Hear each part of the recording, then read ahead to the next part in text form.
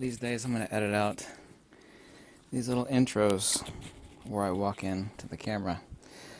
I wear this hemp robe when it's particularly cold and nasty outside, like it is now.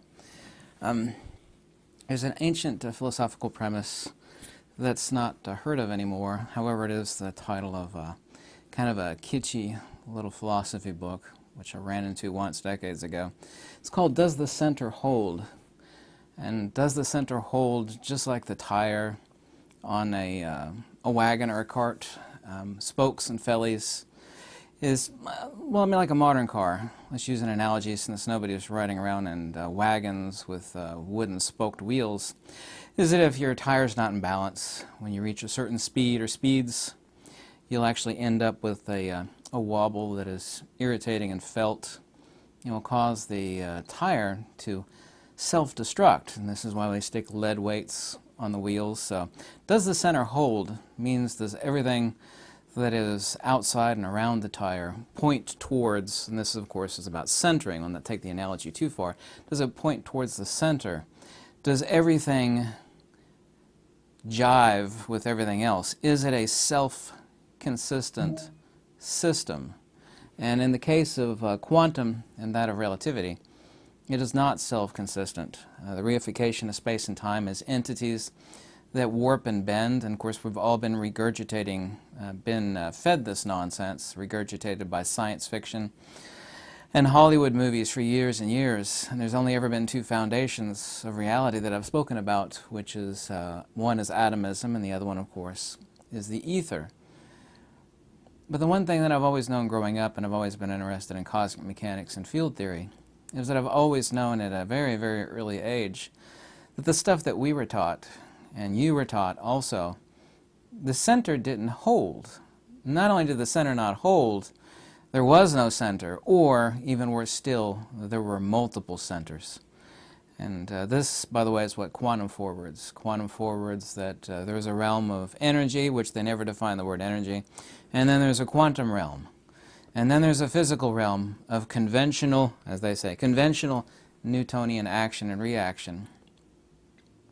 And there's not multiple centers. There's multiple centers on multiple wheels on the case of a wagon or a car, obviously, since we have four tires. But we're talking about a system where everything is in alignment with everything else. Just one tire, one ultimate reality picture. Even these folks will admit they've been searching for the GUT, or Grand Unified Theory. They're trying to unite electromagnetism and electricity and gravity, which of course is not something different than electrostatic cling, or what human beings call magnetic attraction. But these are already united. We can't actually, to say does the center hold is basically kind of like a more archaic, ancient reference to breaking Occam's razor. The one thing even these cross-eyed, intellectually deficient people of materialism, i.e. quantum and relativity, will admit is that they will say, if when pressed, is everything irreducibly simple, a grand unified picture. Most all of them will say that, yet they keep telling and preaching everybody else that there are multiple centers or the center doesn't hold. I wonder why, well actually I don't wonder why, people don't see the obviousness of what, by the way, the only time Nikola Tesla spat blood, if you will, not in anger, well, sometimes in anger. I've seen a couple instances. There are a couple instances where Tesla was, we could say, angry when reading some of his quotes, is against relativity, the notion of warped space-time. Time doesn't exist, it's only a measure of magnitudes. A measure can't be bent, that's completely ludicrous. It's like talking about bending numbers. Numbers are human conceptualizations in reference to quantifications of other things. Tesla said over and over again that space has no properties. Space does have attributes. Space is exactly like a shadow. Shadow doesn't have any properties, it's an absence of light. This concept reification is one of the fundamental fallacies of humankind, of course. But the center doesn't hold in the system of relativity, quantum, and materialism, which is all, by the way, one single thing. Well, it's one single thing. It doesn't have a center wherein things are mutually consistent, pointing back towards one center. In reference to the center holding, we have to think of an old wagon wheel where we actually have multiple spokes, multiple aspects of the picture of the system. Well, do all the spokes connect back at the center? You know, are they individuations of the totality of something that all connect right at the center? And they also, too, all connect at the rim, or the felly. There's a word you don't hear anymore because nobody uses wagon wheels, obviously, anymore, felly. And in the case of rational field theory vis-a-vis Tesla, the center does hold. This is the reason why I recently, and by the way, the link is below, posted the definitions on cosmic mechanics. The center does hold. Everything is self-consistent with the center, and everything connects both at the center and at the felly. It is simple, but not simplex, and the irreducibility of it is undeniable.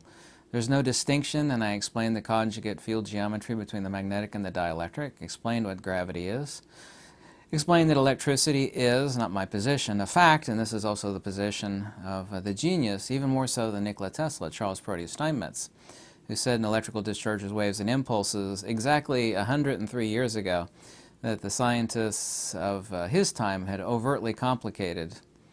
1917 he wrote that book, or at least when it was published. The scientists or electrical theoreticians of his day had already overtly complicated electricity beyond the point of irrational obfuscation. There's a great word, by the way, obfuscation.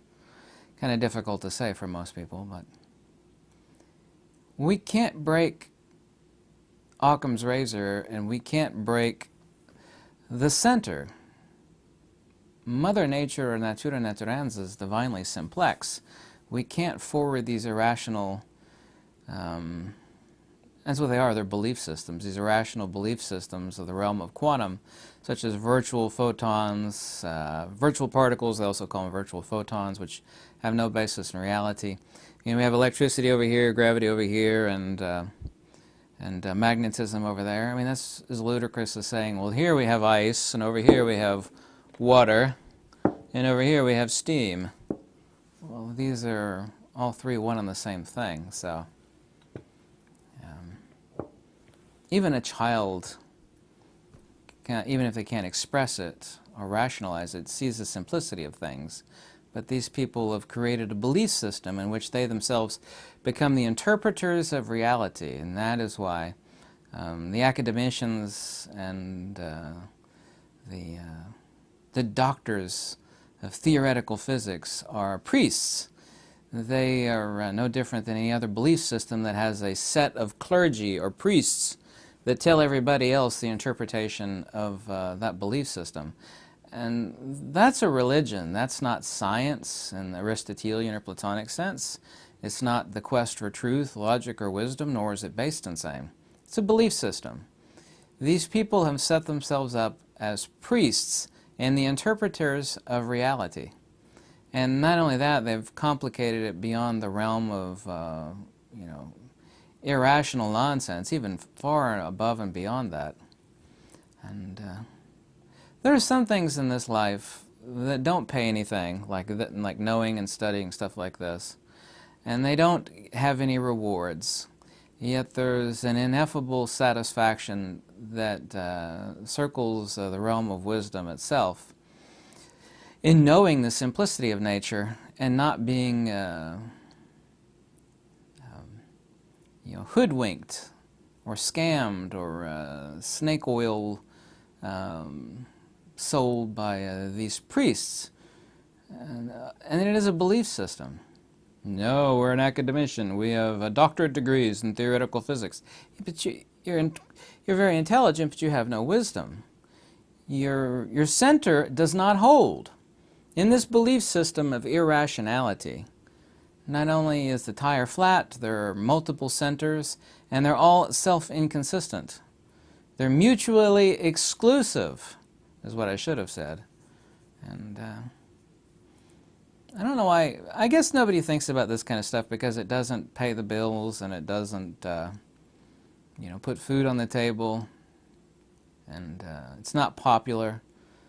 And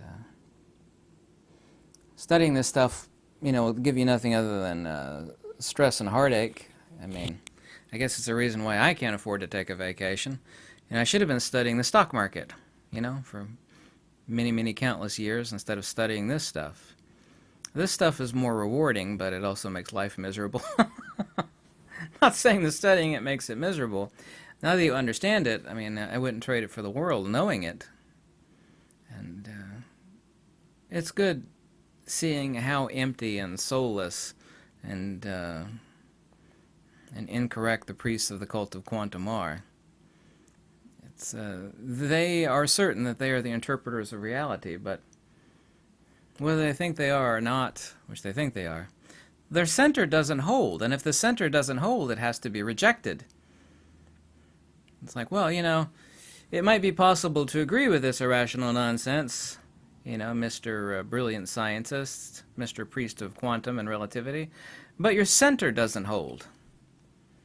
And if the center doesn't hold, then it must be rejected, because the image of cosmic mechanics is a unific whole. The center must hold.